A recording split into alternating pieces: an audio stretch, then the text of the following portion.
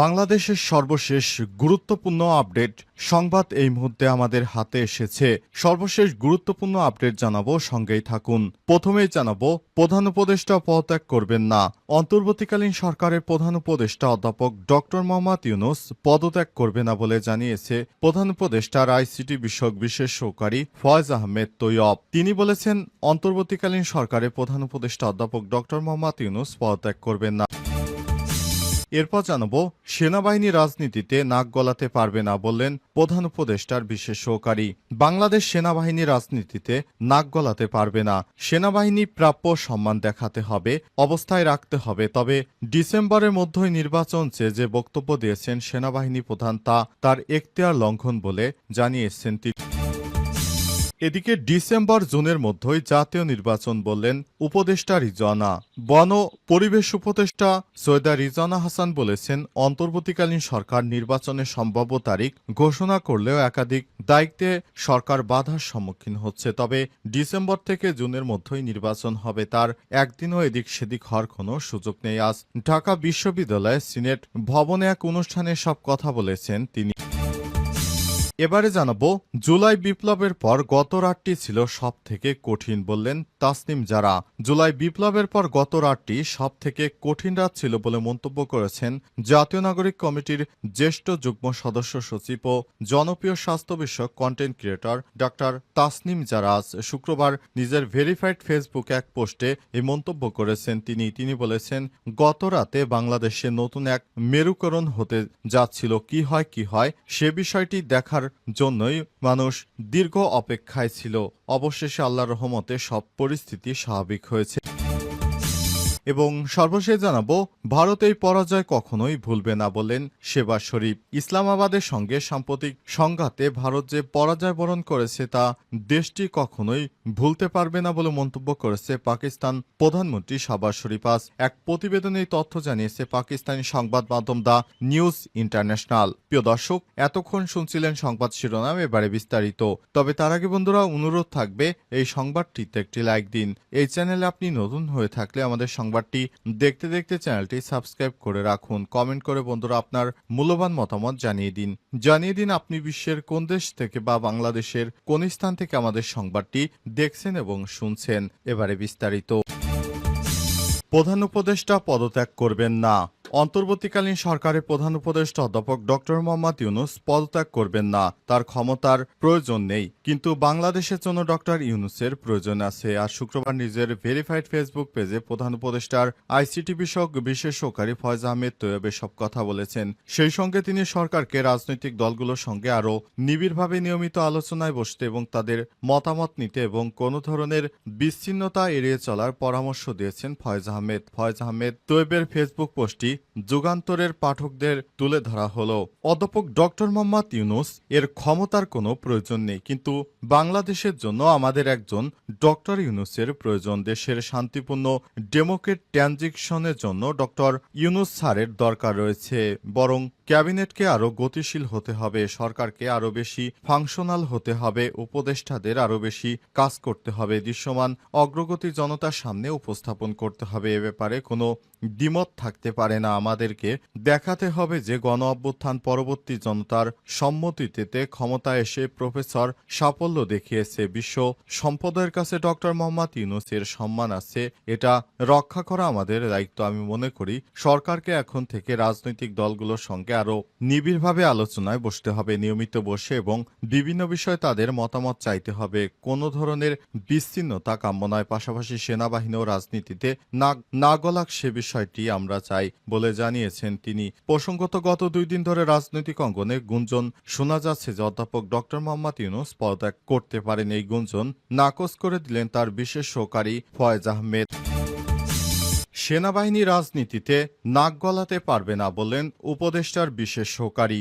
সেনাবাহিনী রাজনীতিতে নাক গলাতে পারবে না বলে মন্তব্য করেছেন ডাক, টেলিযোগাযোগ ও তথ্য প্রযুক্তি মন্ত্রণালয়ের দায়িত্বপ্রাপ্ত প্রধান উপদেষ্টার বিশেষ সহকারী ফয়েজ আহমেদ। তিনি বলেছেন, আজকের দুনিয়ায় কোনো সভ্য দেশে সেনাবাহিনী রাজনীতি করে না। শুক্রবার 23 মে সকালে নিজের ভেরিফাইড ফেসবুক আইডিতে দেখ স্ট্যাটাসে সব কথা বলেন তিনি। ফয়েজ আহমেদ তৈয়ব বলেছেন, সেনাবাহিনীকে প্রাপ্য সম্মান দেখাতে হবে, অবস্থায় রাখতে হবে। তবে এই প্রশ্নে হুট করে কিছু করা যাবে না, হঠকারী কিছু করা যাবে না। তেমনি ইনক্লুসিভের নামে আওয়ামী লীগের পুনর্বাসনও চাওয়া যাবে না। এ সময় তিনি বলেন, সেনাপ্রধান নির্বাচনের মধ্যে নির্বাচন চেয়ে যে বক্তব্য দিয়েছেন তা তার এখতিয়ার লঙ্ঘন। কারেক্টনেস তিনি রক্ষা করতে পারেনি। স্ট্যাটাসে তিনি স্পষ্ট করে বলেছেন, প্রধান উপদেষ্টা ডক্টর মোহাম্মদ ইউনূস পদত্যাগ করবেন না। তিনি বলেন, আমি মনে করি সরকার এখন থেকে রাজনৈতিক দলগুলোর সঙ্গে আরও দৃঢ়ভাবে কাজ করবে। তাহলে আর দেশে আশা করি কোনো সমস্যা থাকবে না। রাজনৈতিক দলগুলো শুধুমাত্র তাদের নিজস্ব স্বার্থ হাসিলের জন্য যেভাবে রাস্তাঘাট বন্ধ করে তারপর পুরো ঢাকাকে জিম্মি করে রেখেছে, এ কারণে অন্তর্বর্তীকালীন সরকার বিভিন্ন দিক থেকে নানাবিধ ঝামেলা আসার কারণে তিনি অবশেষে একরকম অতিষ্ঠ হয়ে তিনি পদত্যাগের কথা বলেছেন। তবে আমরা স্যারকে যেতে দেব না। ডিসেম্বর জুনের মধ্যেই জাতীয় নির্বাচন বলেন উপদেষ্টা রিজওয়ানা। বন পরিবেশ উপদেষ্টা রিজওয়ানা হাসান বলেছেন, অন্তর্বর্তীকালীন সরকার নির্বাচনের সম্ভাব্য তারিখ ঘোষণা করছেন। একাধিক দায়িত্বে সরকার বাধার সম্মুখীন হচ্ছেন। তবে ডিসেম্বর থেকে জুনের মধ্যেই নির্বাচন হবে, তার একদিন এদিক সেদিক হওয়ার কোনো সুযোগ নেই। আজ ঢাকা বিশ্ববিদ্যালয় সিনেট ভবনের এক অনুষ্ঠানে সব কথা বলেছেন তিনি। তিনি আরো বলেন, আমি প্রথম থেকেই বলে এসেছি যে উনি প্রধান উপদেষ্টা একটা সময় দিয়েছেন, ডিসেম্বর থেকে জুনের মধ্যেই নির্বাচন হবে, তার একদিকও এদিক সেদিক হওয়ার কোনো প্রশ্নই আসে না। ডক্টর ইউনূসের পদত্যাগ নিয়ে প্রতিক্রিয়ায় রিজওয়ানা হাসান বলেছেন, এখন কিছু এমন গুরুত্বপূর্ণ হয়নি যেগুলো আপনাদেরকে জানানোর প্রয়োজন বোধ করছি। যদি কোনো কিছু বলার থাকে বা হওয়ার থাকে তাহলে তখন সেটি বলবো।